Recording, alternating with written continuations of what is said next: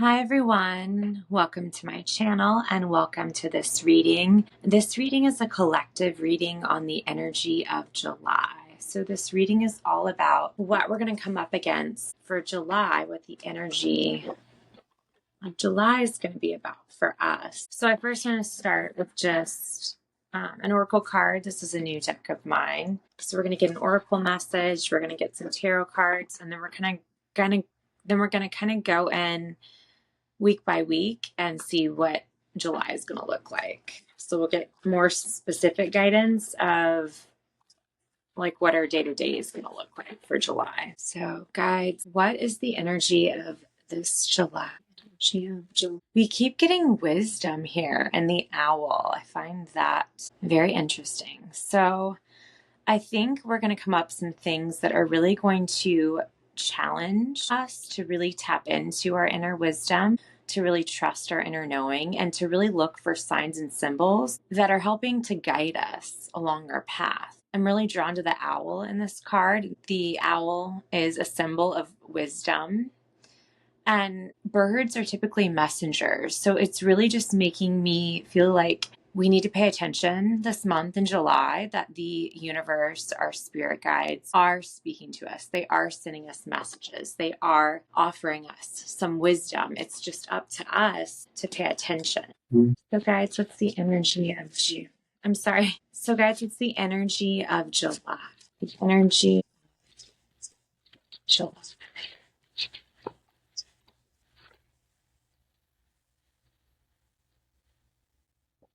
Awakening, beautiful. All right, let's get the rest of the cards with the divine timing at the bottom. Can we get a tarot card for more clarity on this message? Tarot card for more clarity. Tarot card for more clarity on this message. And then spirit animal to represent the collective zebra. Okay, and let's get some tarot cards for week by week, what we're going to come into, what's going on for July.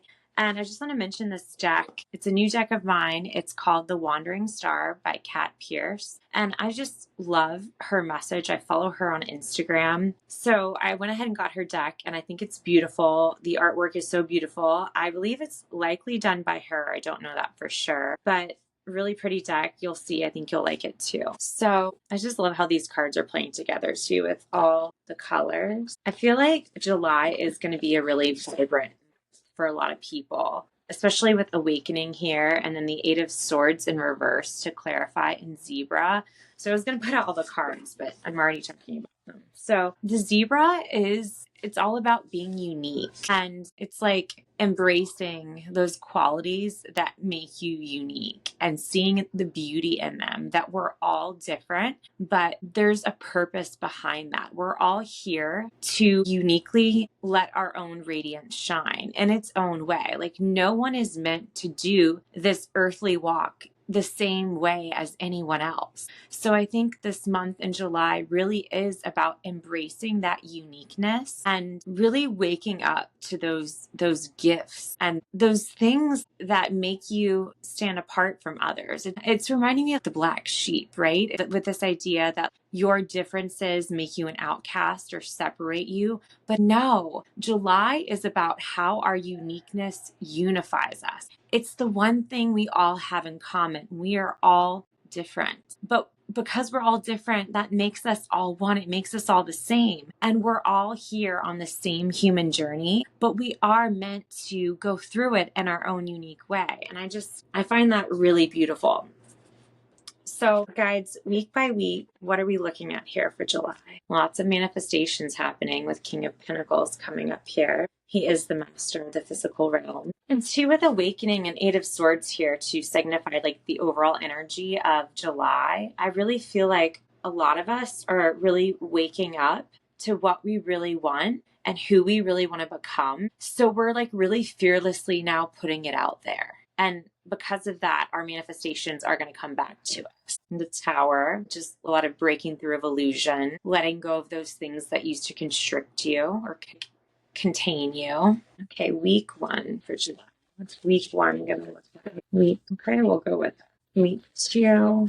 Week two. Lots of Pentacles cards, you guys. Week three, and week So let me just tune in here and see what we have going on. I am going to move the camera so you can see the rest of the cards. So right away with awakening happening at the top for our card for the overall energy of July, I really do feel July is going to be an enlightening month for people. It is a month of really breaking through some perceived barriers and limitations of the past, because we got the Eight of Swords to clarify the awakening. So in reverse, the Eight of Swords, it does signify releasing bonds, releasing ties, releasing things that were holding you back or constricting you or keeping you stagnant, keeping you feeling trapped. So I just really see this opening up of perception, an elevation of consciousness. It's like you're coming into these epiphany moments. You're awakening and you're seeing things in a whole new light. And with you as the zebra, like I said, I just feel like it's us collectively embracing more of our uniqueness, more of the things that used to separate us and segregate us and keep us in lower vibrations, feelings of self-doubt, shame, fear. It's those things you're no longer seeing them in that lower vibration perception. And you're now really embracing them as these things that you used to maybe see in yourself, and they used to maybe hold you back because you were afraid of maybe how you'd be perceived or if you'd be accepted.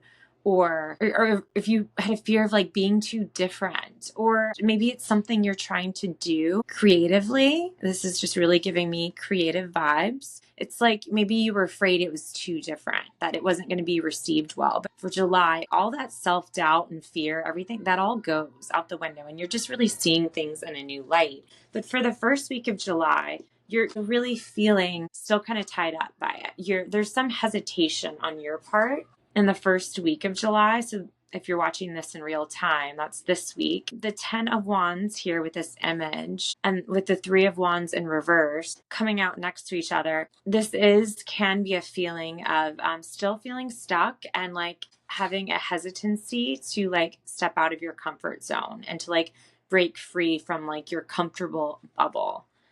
And this card here came out with it to represent the first week is the Mother Star. And this is, I believe in her deck, this is like an additional card in the deck, and it does have like a yes or no significance to it if you see down here. But so I don't know this particular meaning. I haven't looked it up in the guidebook, but to me, she's really giving me this vibe of the celestial mother. And again, it's just going back to that idea of embracing your uniqueness and your own inner radiance. And look at this tiger, even the 3 eyes with his third eye totally open. With it coming up in reverse, I feel that's still rising to the surface for you. It's coming in this month, but the first week there is some sort of hesitancy and you're still very much in feeling of uncertainty. And it's not till after you get through this week that you're going to start to break through it. For the second week, it's just kind of like nose to the grind, and you find more security and certainty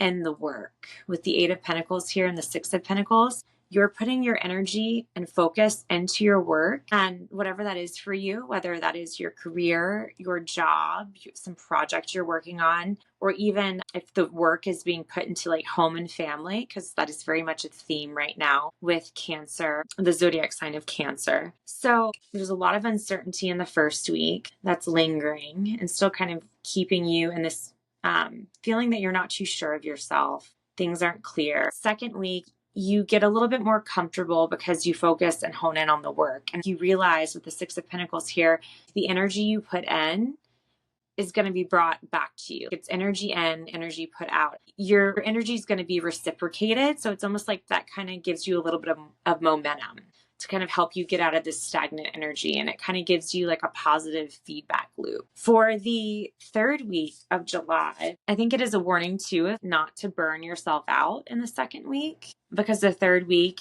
is giving us the 4 of Swords and 4 of Pentacles. So there is some sort of need for balance, strong stability, and rest, and conserving your energy. It's so interesting how I'm seeing like this card and this card really pertaining to your energy. It's like really being mindful of where your focus is in the second week and knowing that wherever you invest your energy or spend your energy, make sure it's where you want it to be. Make sure your investments are very mindful in the second week, because in the third week, whatever the consequences of your decision of where you spent your energy, the consequences will come in the third week. And for some of you, it will require that you are going to need to take a step back and rest and really conserve your energy. So third week, some of you might be kind of tired. And then we also got the Knight of Swords though. So whatever this is that you guys are working on or doing in your life, you really find your inner fire in the third week. And it's like really finding that passion. But again, it's like a warning. It even says here, I love how her cards even have her keywords on here. It's a warning of the highs and the lows, of not over investing